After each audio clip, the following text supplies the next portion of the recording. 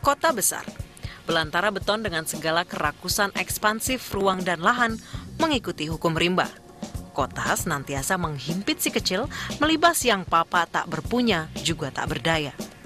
Pelan tapi pasti, kota-kota besar terus menggerus sifat manusiawinya sendiri. Pertunjukan modernisasi humanis kota pada gilirannya adalah pertarungan peruntungan hidup, mengais rejeki, menyisakan sedikit sudut-sudut ruang untuk berbagi. Hukum alam lain menyebut kehidupan akan menentukan jalannya sendiri. Hal demikian dengan seni. Geliat perebutan dimensi ruang yang tersisa melahirkan mural kota. Mural tak sekedar simbol perlawanan dehumanisasi. Ia punya relativitas takaran estetikanya sendiri. Masing-masing mural punya gaya dan warna. Dari naturalis, ekspresionis, simbolis, hingga kubisme Picasso atau bahkan postmodehumanis ala Andy Warhol hingga seni instalasi. Ada canda gelak tawa, ada kegetiran hingga sarkatis, dari apatis, hikmah nasihat hingga kritik sosial politik. Mural bertahan hidup, lalu mencuri sekali pandang pelalu lalang pengguna jalan. Mural ada tersirat, ada tersurat. Jauh sebelum bangsa ini merdeka, terdapat satu rangkaian kata yang mampu menggetarkan semangat di dalam dada dan juga membuat rasa bangga. Merdeka atau mati. Mungkin rasa itu masih dapat kita rasakan sekarang, walaupun rangkaian kata merdeka atau mati hanya bisa kita lihat jelang perayaan 17 Agustus. Kata-kata yang menghiasi lingkungan atau tembok sekitar rumah. Namun kata merdeka atau mati setidaknya mampu memberikan pengingat kepada generasi muda penerus Bumi Putra bahwa merdeka itu mahal harganya. Jauh sebelumnya, seorang panglima perang yang cukup terkenal, Salahuddin Al-Ayyubi, sempat terkesima melihat lukisan indah di angkasa setelah hujan. Beliau pun berkata, "Lukisan terindah yang pernah saya lihat adalah pelangi." Ungkapan Salahuddin tersebut menjadi istilah yang cukup tenar saat ini. Akan ada pelangi setelah hujan, yang bermakna akan ada kebahagiaan setelah kesulitan.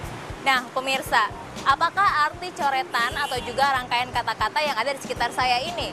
Bisa jadi ini sedikit membantu Anda melepas lelah saat melewati atau juga melintasi gambar dan kata-kata di tengah kemacetan ibu kota. Atau bisa jadi ini bukan berarti apa-apa bagi Anda. Bahkan ini merusak nilai estetika dan juga keindahan tata kota. Ruang dinding beton yang tegak berdiri angkuh adalah ciri dehumanis kota besar di seantero bumi, yang semakin mempersempit dan juga mengimpit ruang dan waktu. Namun inilah dimensi ruang dan waktu para seniman mural. Pemirsa, inilah risalah mural, tersirat dan tersurat.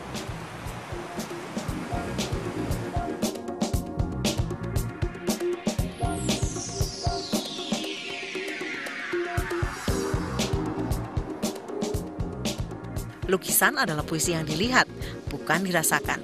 Dan puisi adalah lukisan yang dirasakan daripada dilihat. Sejak zaman prasejarah, manusia menorehkan coretan tangan mereka untuk merekam kisah pribadi atau kelompok. Memulai sedikit kalimat tenar filsuf Perancis Descartes, "Aku menggambar, maka aku ada." Lantas apa yang dilakukan Sheikh Rois, Abu Ali Hussein bin Abdillah bin Hasan bin Ali bin Sina? Ibnu Sina, bapak kedokteran umat manusia, melukiskan dengan arang pada tembok dinding kamarnya jaringan urat syaraf tubuh manusia. Setelah genap, Ibnu Sina menyalin dan mengurai dalam risalah Al-Kanun dan Asy-Syifaq yang menjadi rujukan pengetahuan dunia. Hal serupa dilakukan Leonardo da Vinci di abad ke-14. Sebagian buah dan rancangan pemikirannya dicoretkan ke tembok samping kasur dan baru berhenti mencoret setelah ia tertidur. Warisan zaman keemasan Renaissance hingga kini masih dapat dinikmati di tiap lekuk bangunan di penjuru kota-kota besar di Eropa. Sebuah keindahan karya seni yang tidak mampu dilukis dengan kata-kata. Mural itu sendiri minimal kan ada catatan 18 abad sebelum Masehi sudah ada catatan-catatan di Mesir juga di Yunani. Tapi maksudku Ini adalah kebutuhan mungkin ketika ruang publik tidak terlalu disediakan oleh kota, ruang publik karena dibikin oleh untuk gedung-gedung, bukan untuk taman-taman. Di beberapa tempat taman itu diperbesar ruangan. Nah, ketika ruang publik gak ada, cara untuk meluaskan ruang publik secara imajinatif itu adalah menggambar tembok-tembok. Menyulap tembok kota yang dingin menjadi sesuatu yang hidup memang bergantung dari sudut pandang dari orang per orang. Juga petugas dinas kebersihan kota. Tak semua orang tentu punya pendapat yang sama bagi seluruh mural adalah estetika, etika, dan keindahan. Namun setidaknya mural adalah sesuatu yang hidup. Ku gambar mural, maka aku ada. Demikian kira-kira penjabaran eksistensi seniman mural. Sebab lain, mural adalah media sosial efektif bagi pemberitahuan, kritik sosial politik, hingga propaganda agitasi provokatif.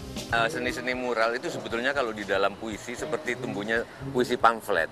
Jadi puisi-puisi yang berupa pernyataan, seperti biji tukul, hanya satu kata, lawan.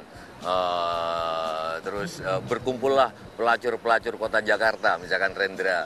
Puisi-puisi pamflet kalau di dalam sastra, kalau di dalam seni rupa muncullah mural-mural ini. Biasanya berupa pernyataan-pernyataan, misalnya statement tentang anti korupsi, statement tentang anti drug, dan lain sebagainya. Torehan tulisan tangan merdeka atau mati, tak lekang zaman terbatas pada masa pra-kemerdekaan adalah contoh gamblang. Setidaknya pada mural menghidupkan sudut ruang kota yang sunyi dingin lagi gersang. Sedang di lokasi strategis, mural adalah pertarungan dari sudut pandang estetika pula etika. Pengelola kota, government di kota, mau membebaskan itu atau menyerahkannya itu kepada pengelola. Seperti misalkan yang dilakukan di Bandung, pelukisan mural di kebun binatang, itu ada yang mengelola. Kejadian di Jogja, sehingga setiap dinding-dinding toko tiba-tiba ada yang menggambari. Untungnya bagus-bagus lukisannya. Bagian dari kesenian sebenarnya, dari kesenian, dari seni rupa kan sebenarnya. Berawal dari painting sebenarnya. Kalau ngomongin sejarahnya sih, mural itu pertama kali itu bukan di ruang publik ya, bukan di ruang publik, melainkan di tempat-tempat rumah agama. Tidak sedikit mural menyampaikan yang tersirat dan tersurat. Ada kelucuan, sindiran halus, hingga terang-terangan lugas sebagai bentuk peringatan atau larangan. Gerakan anti korupsi misalnya. Di tangan para seniman mural, pesan tersampaikan sangatlah jelas bahwa korupsi hanyalah melahirkan hina, nista, derita, sekaligus ancaman sistemik kelangsungan bangsa dan negara. Fungsi mural adalah memperluas supaya orang nggak pengap gitu. Di tengah kemacetan tiba-tiba melihat dinding-dinding jalan layang, pilar-pilarnya cuma batu, tiba-tiba ada pemandangan, gambar pemandangan, itu kan sebetulnya harus berterima kasih wali kota atau gubernur kalau dia, karena ada warga yang memberi, sehingga perjalanan orang kota tiap hari itu nggak perjalanan fisik. Ada banyak hal dipetik dalam mural. Ada yang tersirat, ada yang tersurat. Bergantung persepsi dan makna yang ditangkap. Keberadaan mural di tengah kota besar apakah bisa dianggap sebagai suatu ekspresi seni atau juga hanya sekedar tulisan ataupun coretan tangan belaka? Atau mural adalah produk haram postmodernisme di tengah himpitan dan kebengisan kota besar? Risalah akan segera kembali.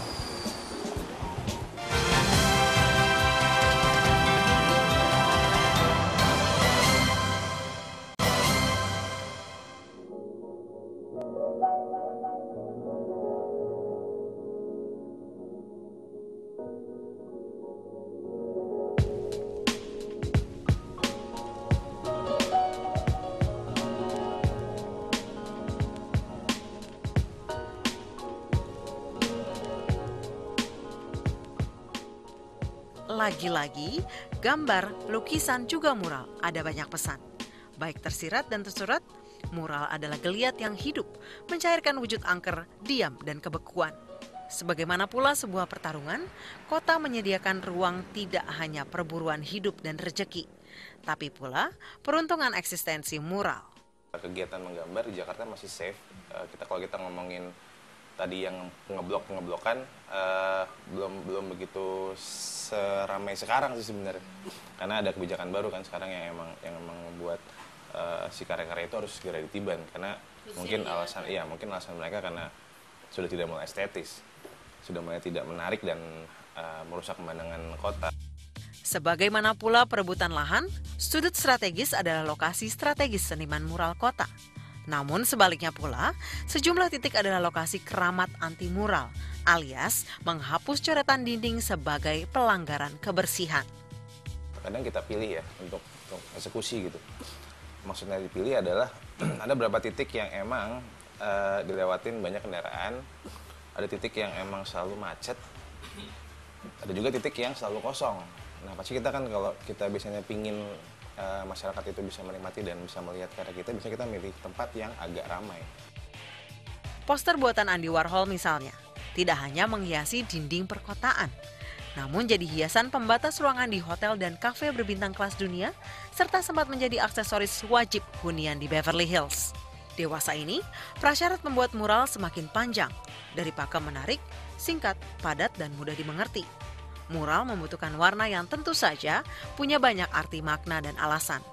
Namun paling penting di atas semua itu adalah bagaimana mural mampu mempengaruhi sikap dan pendapat. Tentu saja seniman mural dituntut senantiasa kreatif dan berinovasi. Efektif atau enggak, saya akan kasih bandingan yang jauh lebih ekstrim. Kitab suci itu kurang apa coba? Apakah langsung mengubah perilaku orang?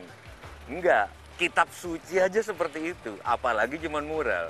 Mural tak sekedar media sosial, ekspresi atau pula sekaligus perlawanan. Berbeda dengan lukisan, mural mungkin hanya bertahan sejenak, tapi ia akan terus bertahan dan berkarya cipta. Mural senantiasa hadir dan ada. Ia tetap menyampaikan sesuatu yang tersirat, sekaligus tersurat.